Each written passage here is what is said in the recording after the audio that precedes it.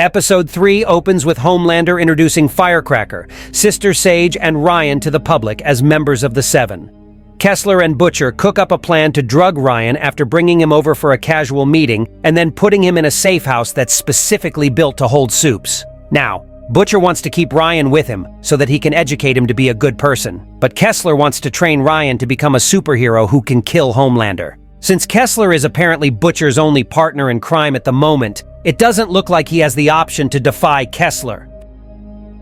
Firecracker gets busy giving interviews and spewing her alt-right nonsense. Noir, Deep, and A-Train pose for photos, and Sage and Homelander have a serious conversation about building a sense of trust so that they can work together without any hiccups. That said, one look at a depressed Ryan worries Homelander because he simply can't understand why a kid like him doesn't like to kill. Annie takes Huey to a lawyer, who basically tells him that the power vested in Daphne by Hugh can't be reversed because he has given the power of attorney to her of his own volition. So if Huey really wants to make decisions for his comatose dad, he has to be on good terms with his mother. Frenchie enters the Starlighter headquarters and tries to have a private conversation with Colin, probably about the fact that he is the guy who killed his whole family in the past. However, a man radicalized by Firecracker's propaganda enters the premises and tries to kill the aforementioned lawyer. Thankfully, Frenchie jumps in to save him and incapacitates the maniac. Later on, Frenchie gets intimate with Colin instead of blurting out the truth. We briefly see Singer and Newman having a conversation about outright banning the involvement of Supes in civil services and the armed forces. Newman seemingly agrees to do what Singer wants her to do, but she knows that it is going to affect her relationship with Homelander. Then the episode shifts its focus back to the titular team, where we see Kimiko telling a high-on-pills Frenchie that she wants to take down the Shining Star Liberation Army's New York wing. Marvin tells Huey and Starlight that he wants to convince A-Train to help them out because he has already shown some initiative by freeing those Starlighters. Butcher talks to Ryan via the Mortal Kombat-esque Tournament of Heroes game and asks him to come to his house for a chat. Ryan is hesitant, but Butcher emotionally manipulates him by bringing up his health, and it seems like it has done the trick on Ryan. Firecracker tries to seduce Homelander, but he tells her to focus on the meeting of the Seven. Then he proceeds to demote Ashley because Sister Sage is currently doing her job, and he makes her the Vought mascot. Ashley leaves the meeting room in the most awkward manner imaginable. And as if that's not hilarious enough, it's revealed that the guy who has taken the mantle of Black Noir is narcoleptic, which means that he randomly falls asleep. Sage points out that due to Deep's complacency, someone stole the footage that was used to free the Starlighters, and that's why he won't be the head of the crime analytics department anymore. Deep's octopus girlfriend tries to make him feel better, but her magic doesn't work on him. Ashley lets off some steam by partaking in her usual sexual ritual with Coleman. Ryan shows up at Butcher's house, and he immediately offers the kid the spiked cookies, but since Ryan isn't hungry, he doesn't eat them. That means Butcher has to actually talk to Ryan until he is hungry or comfortable enough to eat those cookies. Marvin hacks into Nathan's phone and brings A-Train to the stadium where he used to practice. Marvin tries to convince A-Train to act against Vought and their evil practices before things go colossally wrong. It seems like A-Train doesn't want to help out Marvin and the rest of the heroes, but the fact that he listens to everything that Marvin has to say means that some part of him is willing to do the right thing.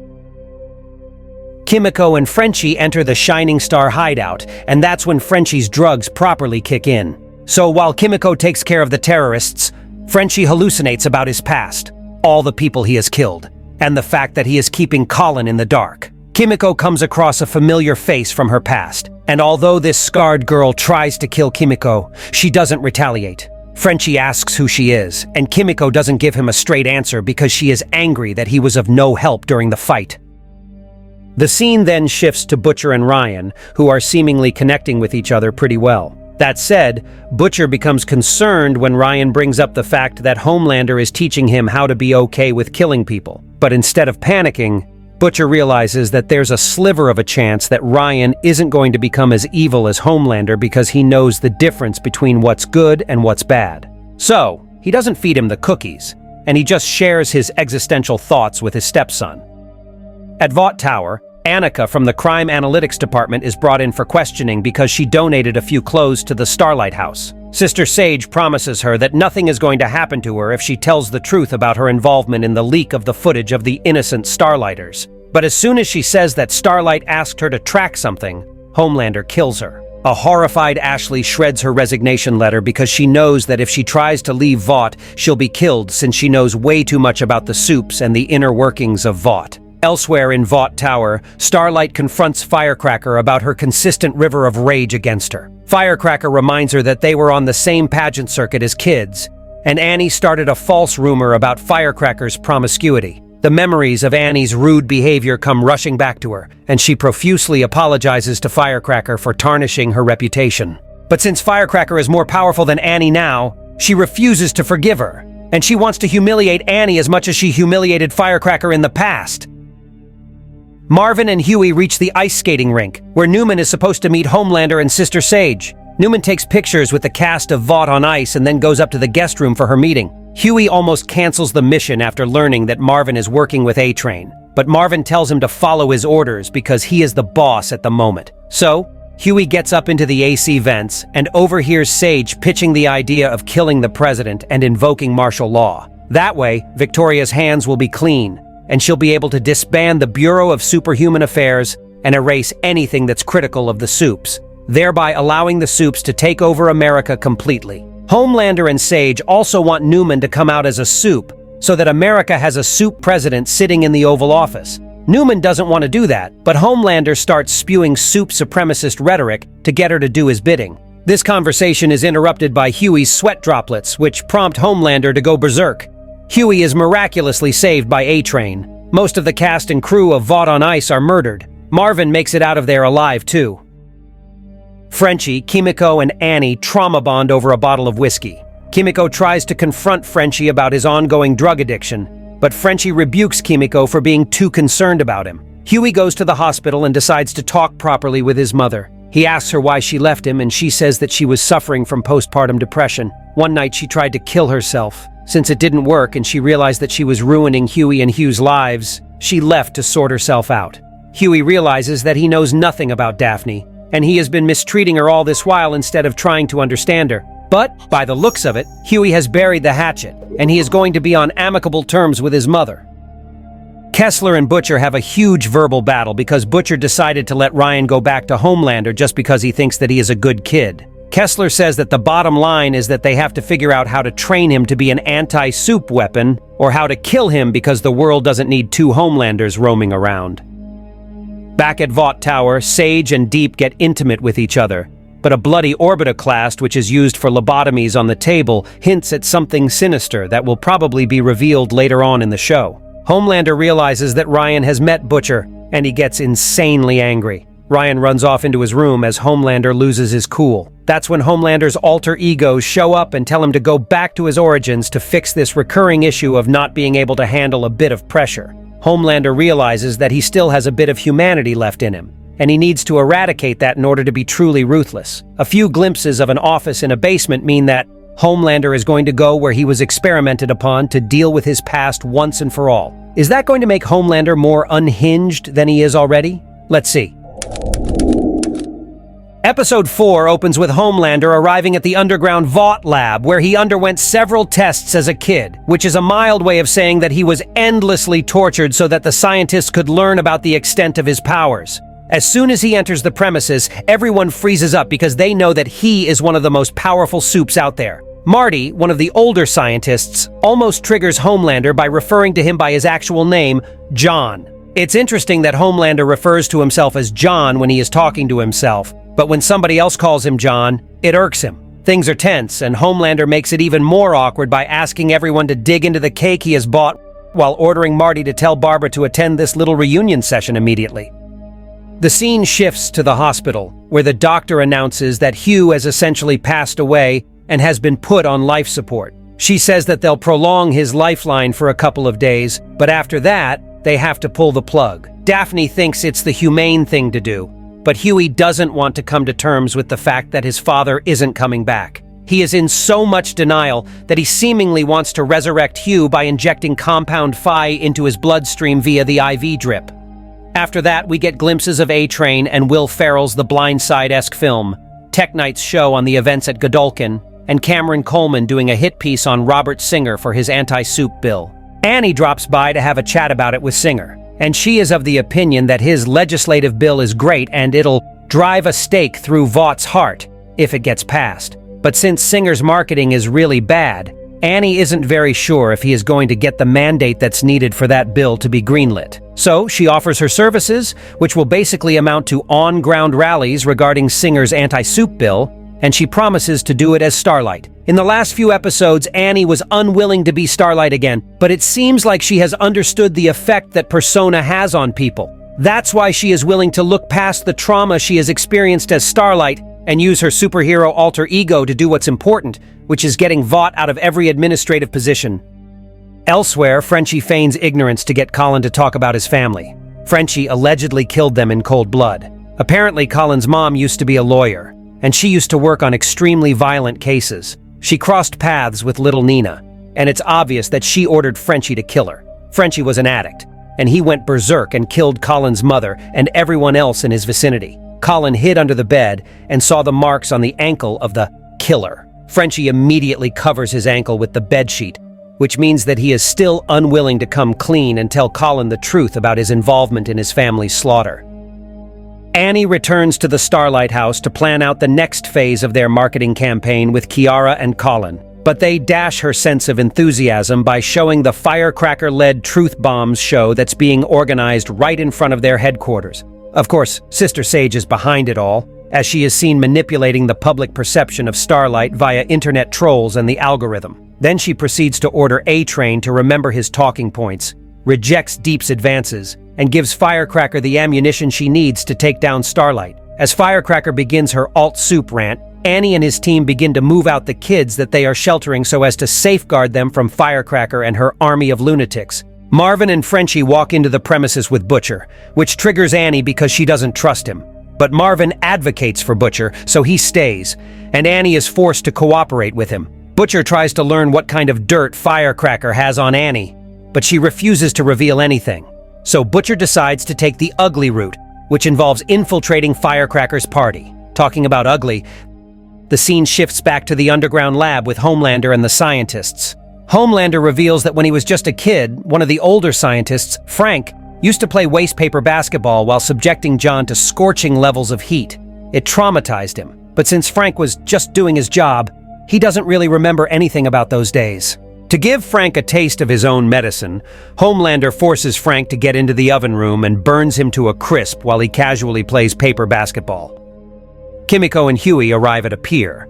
Kimiko doesn't know who they are about to meet, so she is shocked to see A-Train there. She is even more shocked to know that Huey has asked A-Train to meet him because he wants some Compound Vi. A-Train says that Homelander has every vial of Compound V stored in his room, thereby making it virtually impossible to steal it. Hence, he refuses to do the job for Huey. That's when Huey reminds A-Train what he did to his girlfriend, and he admits that he doesn't want the V for himself, but for his dying father. Huey also paints this heist as A-Train's chance to redeem himself, and since he says that once A-Train gets him the Compound 5, he won't have to do anything for the boys again, the speedster agrees to risk everything and get Huey what he needs. By the way, while this whole conversation has been going on, Huey and Kimiko are being spied upon by an unseen assailant, and as soon as A-Train leaves, they open fire on them.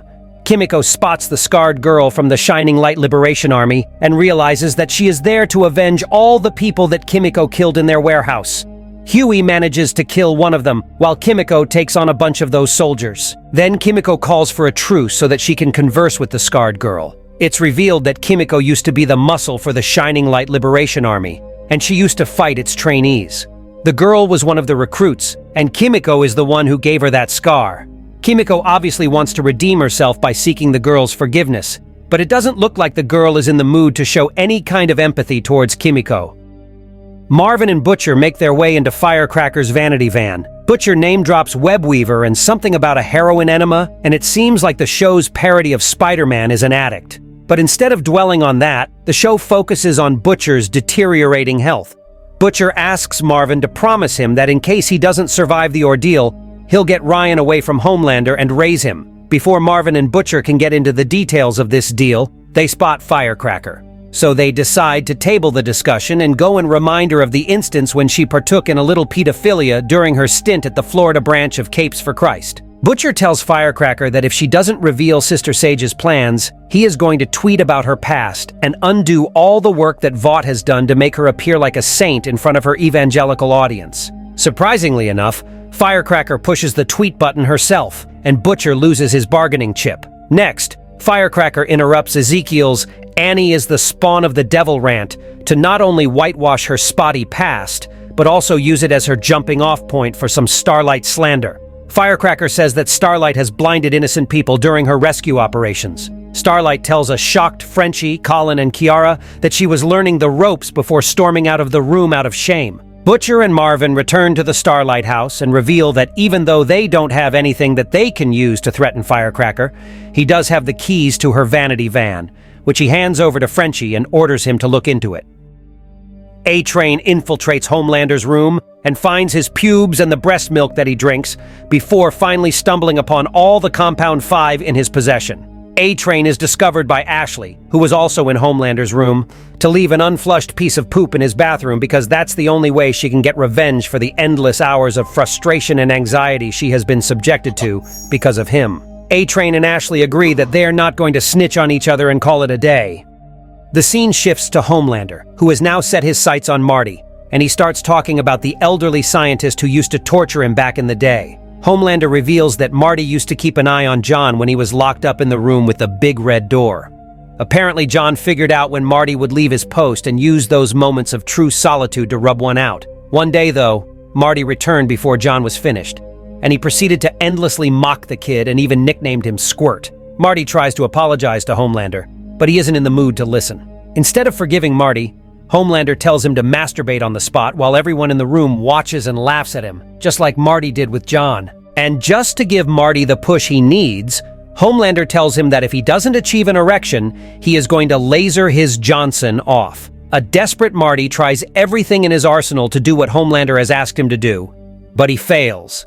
And the inevitable happens as Homelander shoots a beam of laser through Marty's pelvic area. It causes Marty to bleed profusely, but he doesn't die. Barbara arrives to put a stop to Homelander's insanity, and he puts Marty out of his misery by crushing his head. Then Homelander asks Barbara to join him in the room with the red door for a relatively private conversation. Frenchie goes through Firecracker's stuff and finds a bottle of metoclopramide, which is a medicine that's used to counter nausea and vomiting. Then he moves onto her tab and finds something that shocks him. Before he can relay the information to Marvin, Firecracker tells her audience and the rest of the world that 6 months ago, Annie got an abortion. She apparently got access to Annie's medical files and exposed them to millions of people. The alt-right, evangelist, conservative folk equate abortion with murder, and since Annie catered to this demographic since she was a kid, they'll turn against her after realizing they've been following a false idol. It's a low blow, but it's Firecracker and Vought we're talking about. Nothing is too low for them. Anyway, the aforementioned revelation causes Annie to storm out and confront Firecracker. Annie starts bashing the living daylights out of Firecracker, and it's revealed that this was all part of Sister Sage's plan. She wanted the racist Firecracker to get pummeled, and she ensured that it was all caught on camera so that the footage could be used to tarnish whatever was left of Annie's reputation. And well, it seems like she has succeeded on both fronts. While all that is going on the stage, Frenchie is discovered by Ezekiel backstage, and they get into a fight. He is violently thrown out of Firecracker's vanity van by Ezekiel. Butcher arrives to tackle the soup, and when Ezekiel stretches one of his limbs to catch Butcher, he uses the liquid nitrogen that he has been carrying since the beginning of this episode to freeze and break it off. Ezekiel uses his other hand to choke out Butcher, and this triggers a blackout. When Butcher regains consciousness, he realizes that he is covered in blood, and the whole vanity van has been painted red with Ezekiel's guts and bones. Marvin and Annie arrive to rescue Frenchie. They notice the state of the van and wonder what Butcher has done. However, since no one has a reasonable answer, they leave the scene because they've caused enough chaos for one day. While Colin is tending to his wounds, Frenchie finally admits that he is the one who killed Colin's family. Colin lashes out and tells Frenchie to never show his face to him again. Homelander isn't done, though, because he wants Barbara to pay for her sins. It turns out that Barbara is the most cunning of them all as she begins to manipulate Homelander with her words. She says that since Vought knew that John couldn't be overpowered with brute force, they needed to get into his head. Hence, the best psychologists from all over the world were brought in to plant an insatiable need for appreciation and love deep into Homeland's psyche. Homelander tries to convince Barbara and himself that he has squashed all his human desires, but Barbara informs him that it's something he won't be able to get rid of because it's an integral part of his identity. Homelander changes the topic and talks about how he is going to raise his soup son, Ryan. He then probably traumatizes Barbara for the rest of her life by painting the room with the red door with the innards of the Vought employees, and then leaves with a big smile on his face. We finally learn the use of the Orbit class that was teased in the 3rd episode of The Boys, when Deep goes to Sage to address her erratic behavior. Sage says that since she is so smart, she is unable to switch off her mind and enjoy something as normal as sex. So, she has to perform a lobotomy on herself and damage a part of her brain. Before it grows back completely, Sage is able to function like a regular girl. Just to establish how much she trusts Deep, she allows him to lobotomize her, and then they proceed to get freaky. Back at the Boys HQ, Huey watches Newman use Annie's latest stunt to tear her down. Annie gets there, and it's revealed that she did get pregnant with Huey's child and then decided to get an abortion. They try to comfort each other, but the damage has been done. Huey and Annie are sensible enough to see abortion as a choice, but it's apparent that the conservative crowd is going to use it as a polling issue and drag Singer through the mud. So Singer cuts all ties with her. A-Train delivers Compound V to Huey. They shake on it, and A-Train leaves the scene. Butcher emerges from the shadows to reprimand Huey for colluding with the enemy. Huey says that the V is for his dad, and he even offers some of it to Butcher to help him with his brain cancer. Butcher says that he took some from Frenchie's stash a few months ago and it only aggravated his deterioration. So he tells Huey not to inject the drug into Hugh. When he gets to the hospital, Huey actually does what Butcher asked him to, and he doesn't turn Hugh into a soup. However, Daphne does the unthinkable by nicking the vial and putting it into the IV drip. That certainly resurrects Hugh, but the consequences of Daphne's actions are bound to be disastrous. We'll know more about it next episode. In addition to this, I guess we'll learn more about how the mixture of Compound 5 and Temp 5 led to the creation of those worms in Butcher's body, and whether or not Homelander has finally extinguished the last embers of humanity that were left in him. We have reached the end of this video. For my part, this has been all. I hope you liked the video, and that you share it with someone who you think might like it. If you find the content interesting, don't forget to subscribe and activate the bell icon. See you soon!